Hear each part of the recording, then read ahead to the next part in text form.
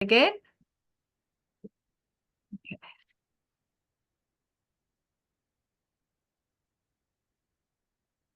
All right, so it is my very great pleasure and privilege to be introducing Louise Kerby, who is one of our COSAPA astrologers. Today, she has a fascinating topic. She is going to be looking at what is happening right now, but in a much bigger context, looking at how all the cycles interlock, and it will help us to understand what is happening in our country, on the planet, because big things are underway from what Louise can see in the sky.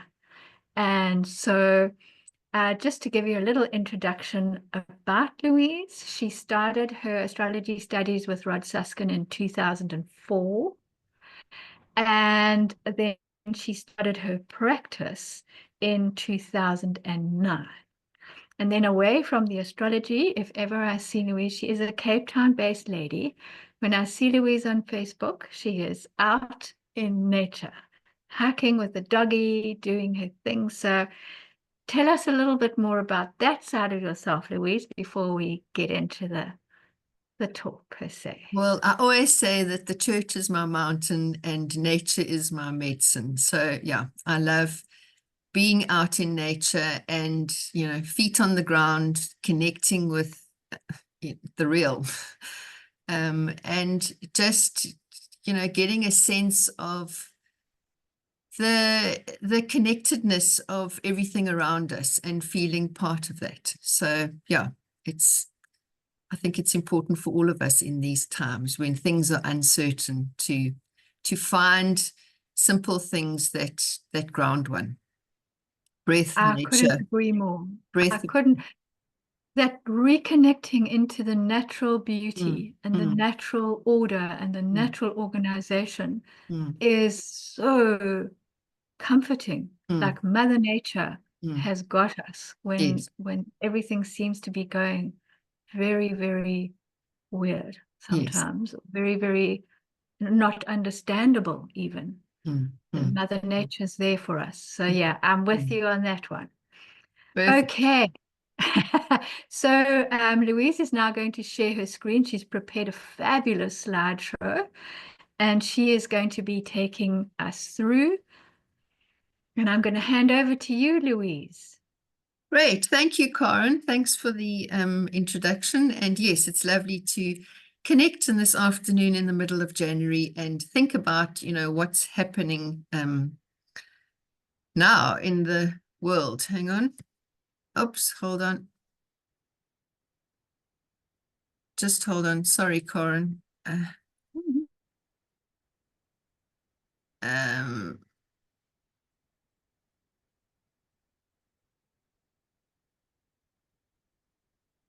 Is it coming now? There you go. Perfect. Sorry about that. So I had it a moment ago. Just hang on one seckie. It did load on my side, but now it's not loaded. Hold on.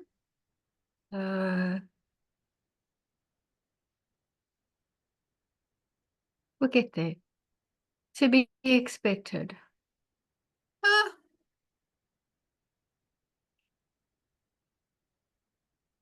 Hold on. Sorry, what? Share screen. So you need to share screen. I think you must share. share. Is it there now? It's beautiful. There it is. Yeah. And then do your from the beginning.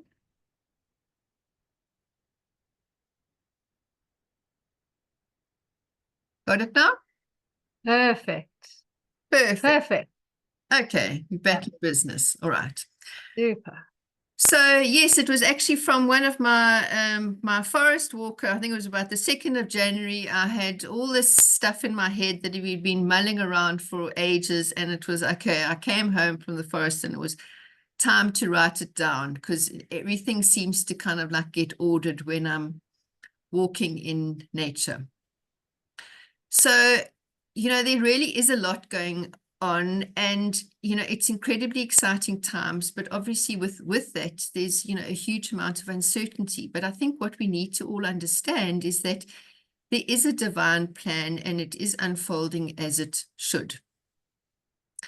So the things that I want to focus on today are these major themes. You know, first off, there's no doubt that this all kicked off in COVID in 2020 with the Saturn-Pluto-Jupiter conjunction. I want to look at the Saturn-Jupiter conjunction, which is now going to be in air for the next 200 years. And then look at all of the outer planets changing signs, which is, you know, all of these things are enormously significant in and of themselves. The fact that they're happening all together is quite extraordinary. And then just looking at the key planetary aspects for this year. So if we look at the Saturn-Jupiter-Pluto conjunction of 2020, you know, it all started in February 2019 with Saturn joining Pluto, and that lasted until November 2020. And then Jupiter connected with that Saturn on the 21st of December 2020 at 0 degrees Aries, and that's an important point. And this Saturn-Jupiter cycle is a 20-year cycle, so it's certainly something that we can connect with, and, you know, there we'll see it. Because we'll experience, you know, 2 or 3 in our lifetimes. And it really is a cycle that speaks about societal change. So I just looked at this table, don't, you know, worry, just look at the colors. You know, yellow is air when they're joined in air. Blue is water, red is fire, green is earth. And you can see it actually forms a beautiful pattern, and it's quite interesting that these two planets join in an element for a period of 200 years. And we are now moving into another air cycle. So if I look at a timeline, you know, the last time we were in an air element was actually in the, you know, Middle Ages, 1186 to 1404, you know, and then it moved to water and then fire in the 1600s. So we've basically exited an Earth cycle, and this started in 1802 and it ended in 2000 because the conjunction in December 2020 was in Aquarius, which is an air sign. So there was a conjunction in 1980 that happened in an air sign, and that gave us a glimpse of what is to come. So if we just look at the Middle Ages period, you know, it's divided into 2 periods, the High Middle Ages and the Late Middle Ages. And in the High Middle Ages, it was, you know, feudalism was dominant in Europe. It was a period where the Crusades were expanding Christian influence. There was this insight that, you know, learning happened through logic and reason. Gothic architectural style was dominant, and there was a growth of trade networks. And if we look at the late Middle Ages, you know, it was a period associated with the Great Famine and the Black Death. It was a difficult time for the Catholic Church because there was a period where the Pope resided in Avignon in France, and for 7 popes, you know, they moved the papacy away from Rome, and there was a sense that the Catholic Church kind of like lost its way and lost its spiritual path because of getting too involved in French politics. So, you know, in that period, it moved back to Rome. But it was also an interesting time in the UK where the king was, you know, getting into trouble with the barons, and there were huge protests around taxation and, you know, funding. This was King John, to fund his lifestyle. And the Magna Carta agreement was created in that time, which was this sense that nobody is above the law, and that, you know, you need to be protected from unlawful imprisonment, and that there needs to be a system of fair taxation and judicial reform. And, you know, this document really underpins democracy as we know it. These principles are, you know, very important in democratic societies. So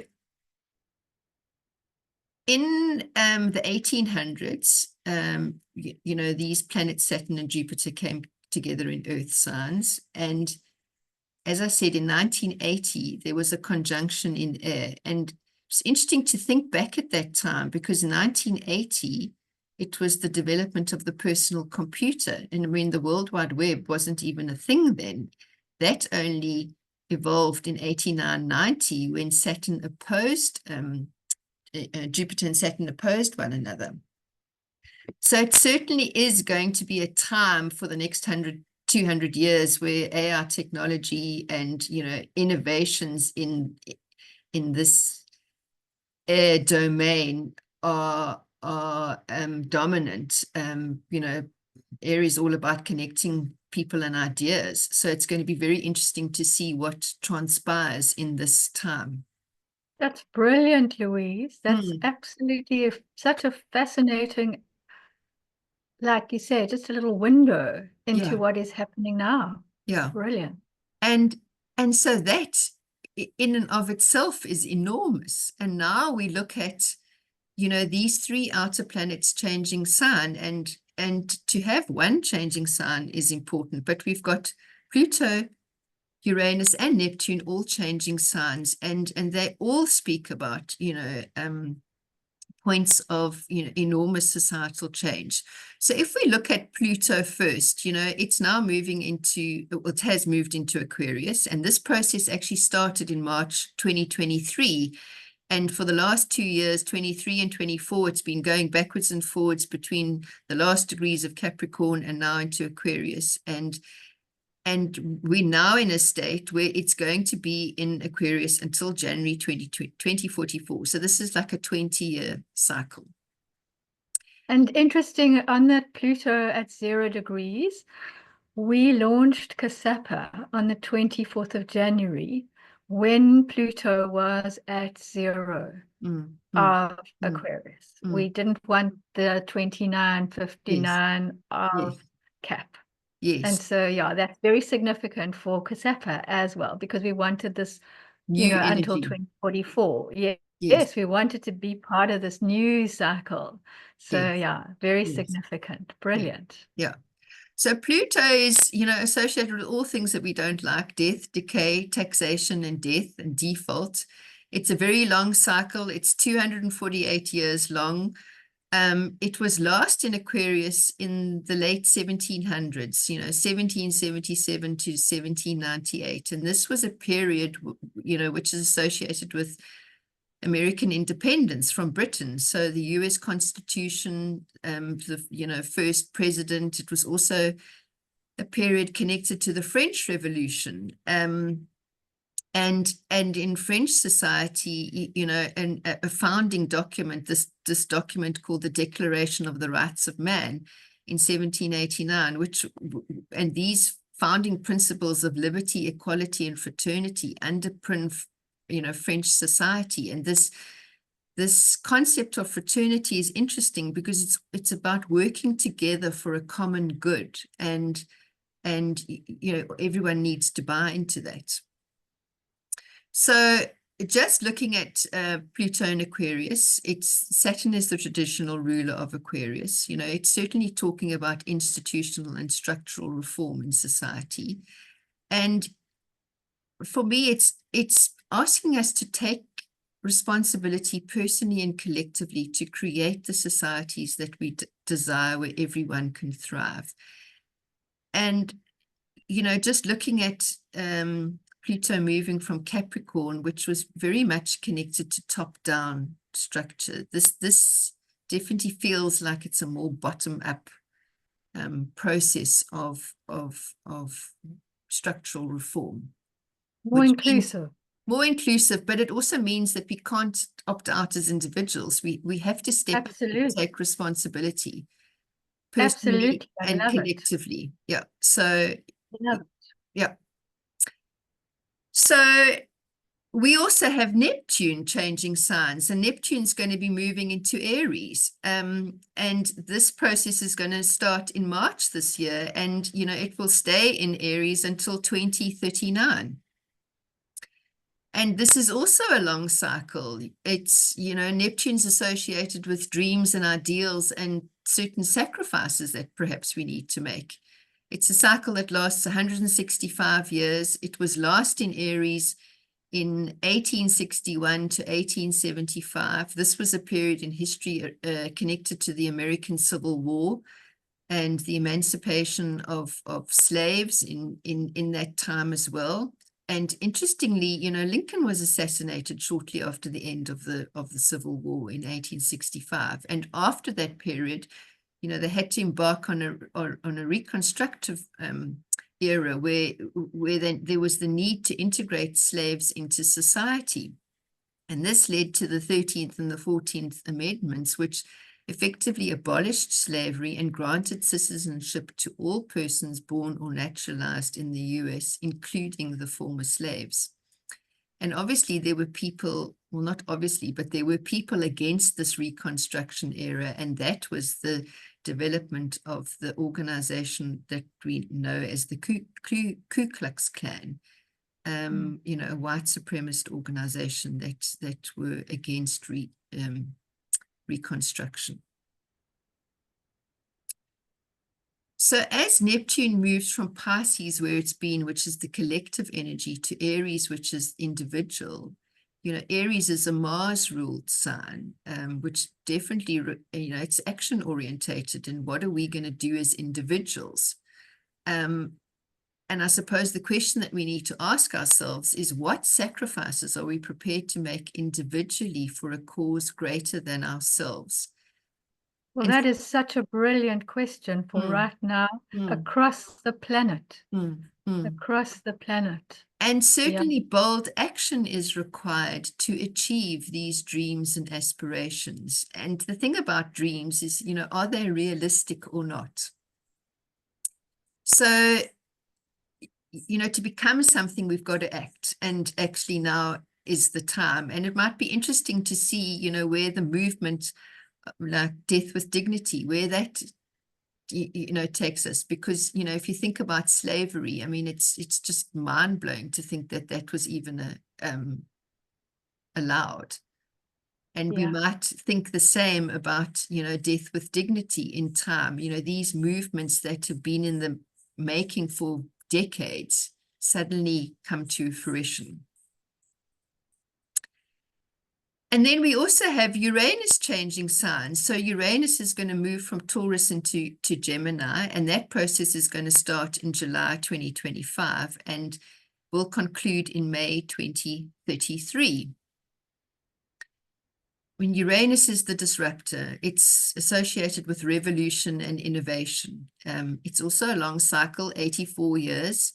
It was last in Gemini in the World War II period, 1941 to 1949. And before that, in the period connected to the American Civil War. So, there's no doubt that the drums of war are beating loudly.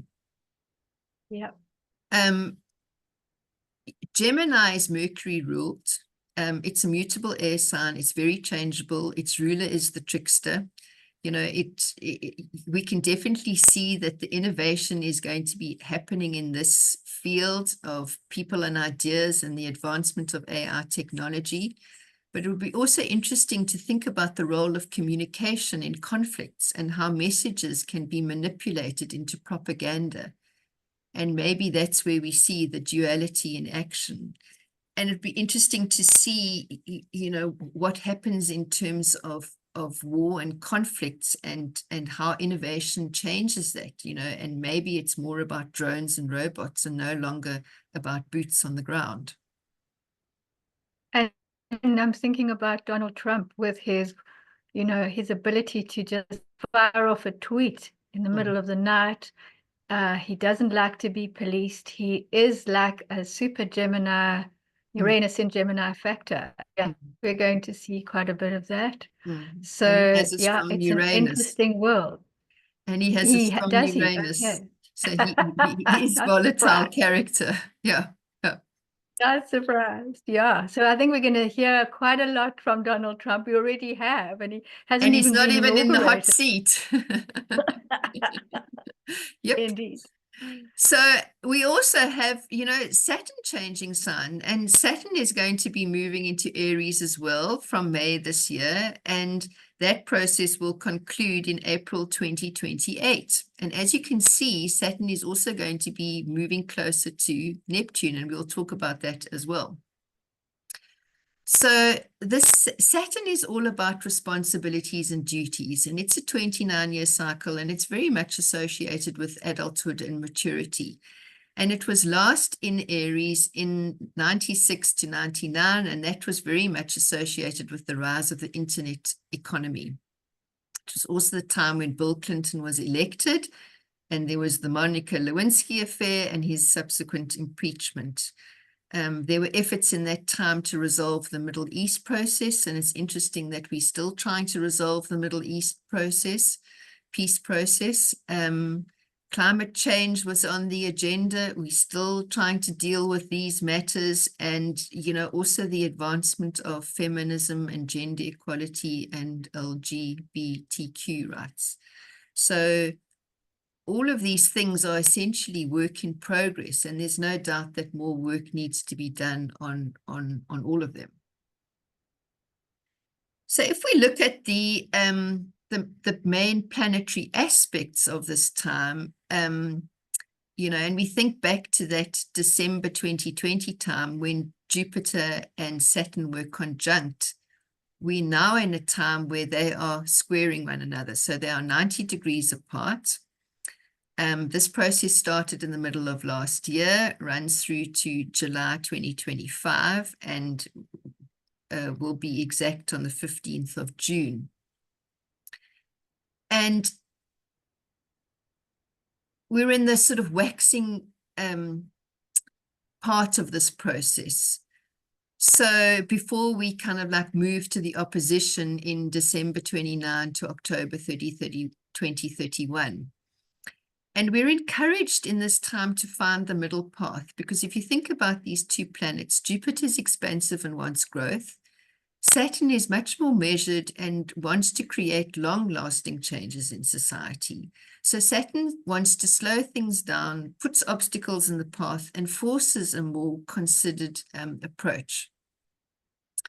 And also with this opening square, I also feel that we start to see the emerging little plants from the seeds that were planted in 2020, which was a year we will never, ever forget. Never forget. And exactly. So we are starting to see some of the little things that were planted, and some of the plants are not looking at all happy, and others of the little plants are looking absolutely amazing.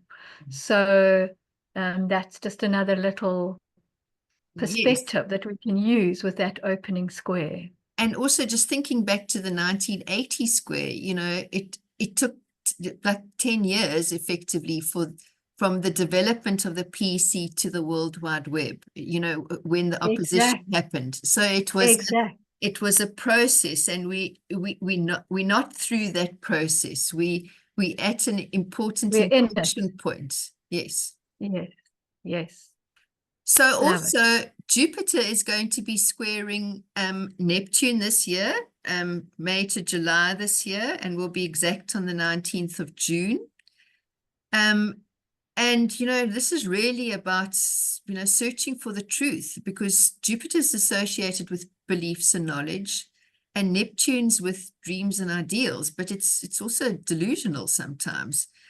And so once again, with Neptune, we must always ask what sacrifices are necessary to achieve the ideals that we are striving to achieve.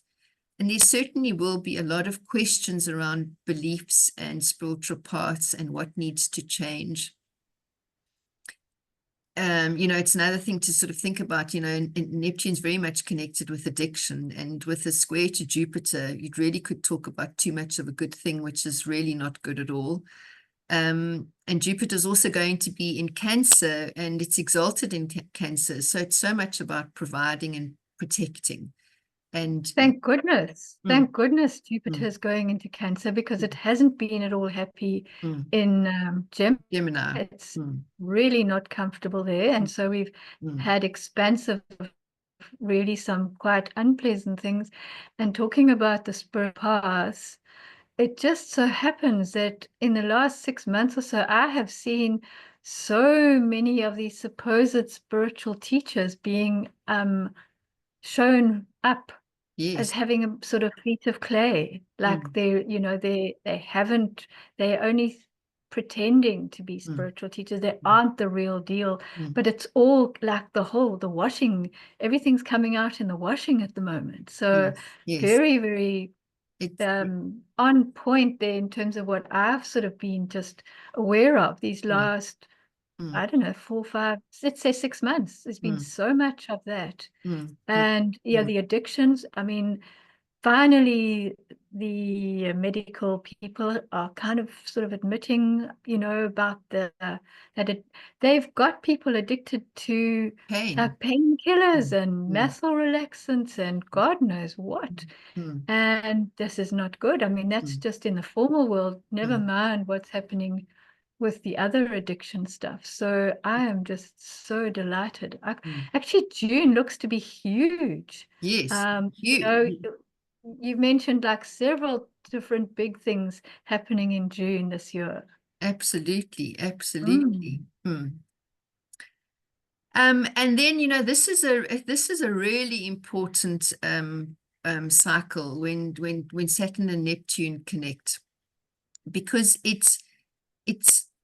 it's longer than the Saturn Jupiter cycle. So but we're also likely to see maybe 2 in our lifetime. So we'll have a sense of what it involves. And this process is going to start in April this year and conclude in April 2026, and will be exact on the 20th of February 2026 at 0 degrees Aries. And that is a massively powerful point on the chart, because it's, regarded as the world access point. It is this naught, it's the start sign, it's the start of everything. It really is a huge signifier of societal change on a very big level. I would so agree with you there. And also just to mention that this Saturn-Neptune conjunction is the last in the series of conjunctions that began in 2020. So this is like the closing conjunction for this whole 2020 to 2026. So Exactly. yeah, Exactly. it's huge. I agree, it's huge. It's huge. So this is a 36-year cycle. And interestingly, it was last conjunct in that period, 88 to 1990. And it was exact in March, June, and November 89. And the Berlin Wall fell on the 9th of November 1989. So Saturn rules governments and those in authority, and Neptune, as we've spoken about, the dreams and ideals of those in society. And, it speaks about a time where the dreams and ideals have not materialized as imagined and need to dissolve for something new to emerge. Brilliant. And it's so fascinating to think that the Berlin Wall stood from 1961 to 1981, separating East and West Germany. And there were a series of revolutions in Hungary and Poland in 1989 that caused this chain reaction in East Germany, and the world order changed. And it affected us too, because the ANC was unbanned in 1990.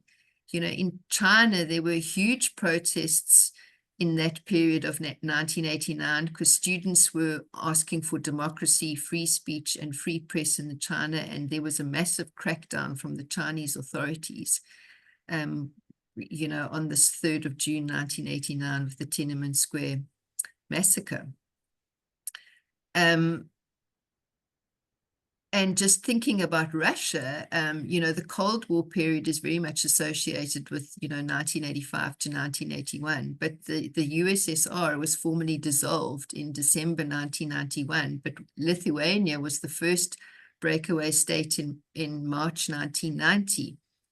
And just thinking back to, the World War II time, after World War II, the Soviet Union installed communist regimes in that East German sort of area, and those collaboration of countries, were a communist grouping that, aligned with the Warsaw Pact.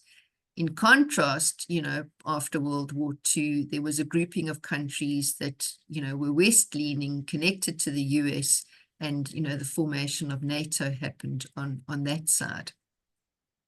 So this Russian-Ukraine invasion that happened in the Russian invasion of Ukraine on the 24th of February 2022 is certainly in the spotlight at this time. Ukraine is more West-leaning. Russia sees this as a threat, and this is all likely to come to a head in this Saturn and Neptune conjunction, because as we'll see, this conjunction is very powerfully connected to political change in Russia. And Louise, that is so fascinating, because Ukraine is also a country divided. There is a part of Ukraine that is incredibly Russian, where they actually speak Russian, and they've got family in the rest of Russia. And then there's another part of Ukraine which is very, very Western, and hugely interconnected to the West, which is so similar to East Germany, or Germany, the country of Germany, which kind of got polarized into the Russian-leaning side and the West-leaning side. Yes. So wow, that's an amazing facet that you've uncovered. I love it. And then it's also interesting just to look at the leaders of Russia, China, and South Africa, because they are all born in this period of 1952, 1953. So they were all born with a Saturn-Neptune conjunction, plus they had Saturn-Neptune squaring Uranus, and then sextiling Pluto. So this is a hugely powerful generational signature for all of these three leaders. That's amazing. And, just looking at the Saturn-Neptune conjunction in 1917 was the time of the Russian Revolution and the abolishment of the monarchy and the new system of communism. And also in that time, America joined the First World War. Then the next conjunction was when all of those three leaders were born. And Joseph Stalin died in that time, and he had been leader of Russia from 1924 until his death in 1953. And then the next conjunction was in 1989 with the Berlin Wall collapsing and the collapse of communism in Russia. So as we can see, this cycle is very significant to political changes in Russia. But, so it's going to be very interesting to see what transpires across the world, and in China and in South Africa, because... And America and America, everywhere, because there's no doubt that a system is collapsing and something new will be born. And, I think we should expect borders and boundaries to change. Yep. I would agree. Almost inevitable. Yeah. So those are my sort of like main thoughts. That's where you can find me. I have written a long article, which you can read, because we obviously just summarized the key points. But just to say that, this is an incredibly significant period in history. In time, we'll understand more, about what it really means. And hopefully I've given you some insights into the shifts taking place this year and into next year. And just to say that, the change is all around us. It doesn't matter where you are in the world. It's going to affect us all. And ultimately it is part of a divine plan. Louise, I think Thank you have put that together so well. I think that's fantastic. Won't you scroll back to your Contact You page? Because I just want to say thank you so much. You have made it so beautifully clear. You've highlighted, from a sea, from oceans of information. You have selected really cogent events in the past, which give us some insight into what is going to be happening in this very, very dynamic year.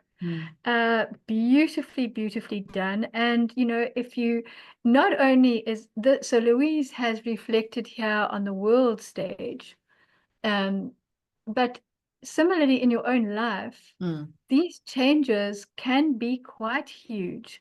So if you would like to have a booking with Louise, she can look at these things, you know, in a more personal way in how these massive changes are going to manifest for you in your personal life. Because with change there is challenge, for sure. None of us like too much change or too much chaos. Nonetheless, there is also tremendous opportunity. And this is what Louise is pointing out. She's showing us the challenges on a world scale, but she's also, which I love, has highlighted the opportunities for us to create something new. We can leave some of the old stuff behind that doesn't work, that hasn't been working. But it's going to take all of us to be involved. It's no good just sitting back and shedding a tear or having a little moan here and there. We are going to actively have to stand up for what we believe in, for what we want. You know, and be the truth and the light in our lives, in our social circles, even in our country. It might be important for us to stand up and, you know, put a poll together and say, this is what we want as a society. I know, like on the west coast of South Africa, there have been appalling strip mining in the Fynbos dune area, which is on the west coast of South Africa, which is a glorious part of our country, and up to now has been kind of wild. And what I found so fascinating is that the farmers and the landowners and the people who live there have banded together, and they have formed a very powerful social lobby. And they are taking drone footage because the mining companies come in and they say they'll rehabilitate after they've stripped those those dunes of various minerals they want, and they don't. However, with a one little drone, you can now expose these mighty companies, which one couldn't do before. And herein lies this fabulous opportunity of the technology.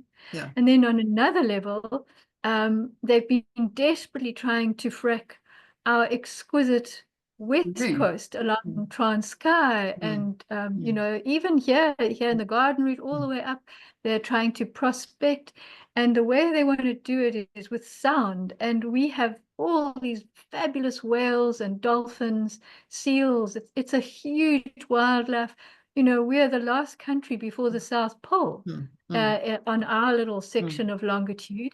And by pulsing these massive sound blasts, they can injure and disorientate these glorious whales who come here to birth their calves. And you know, and so people haven't sat back and done nothing.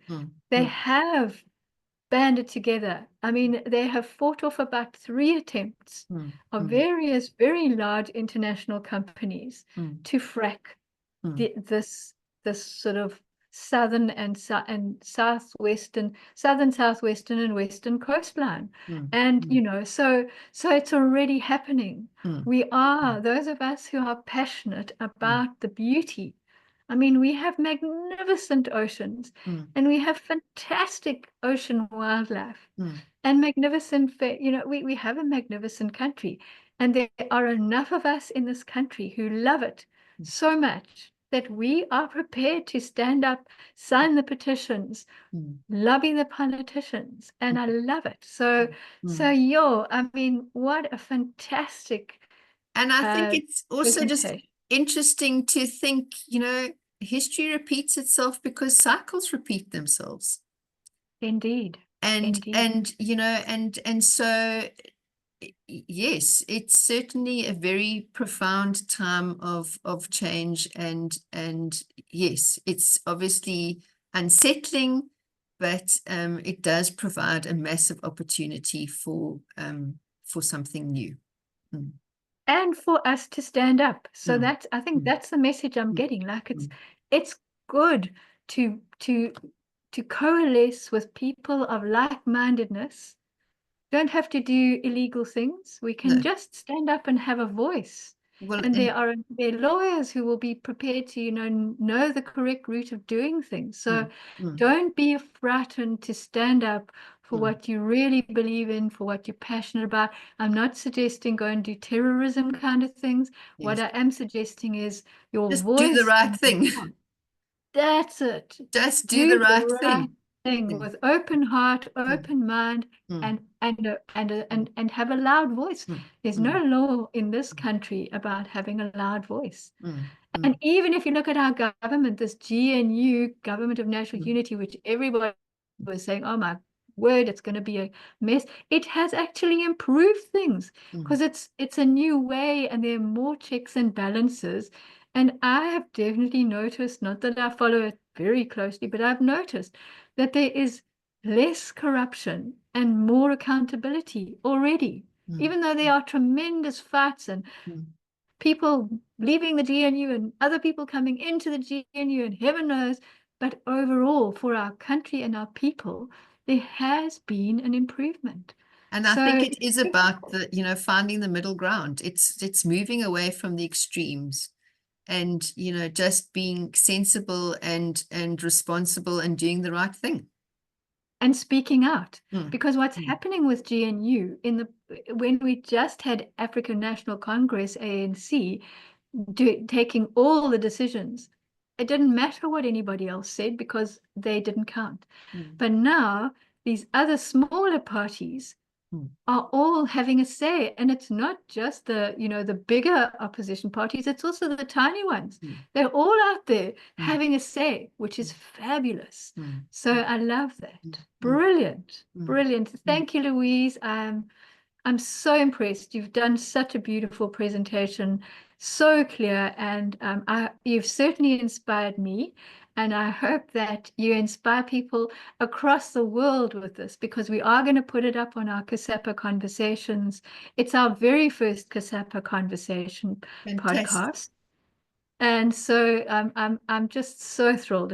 It's really been amazing. I hope the whole world sees it and takes note and takes positive action. Precisely. Exactly. Thank you for hosting me, and lovely to have this conversation with you. And yes, thank you.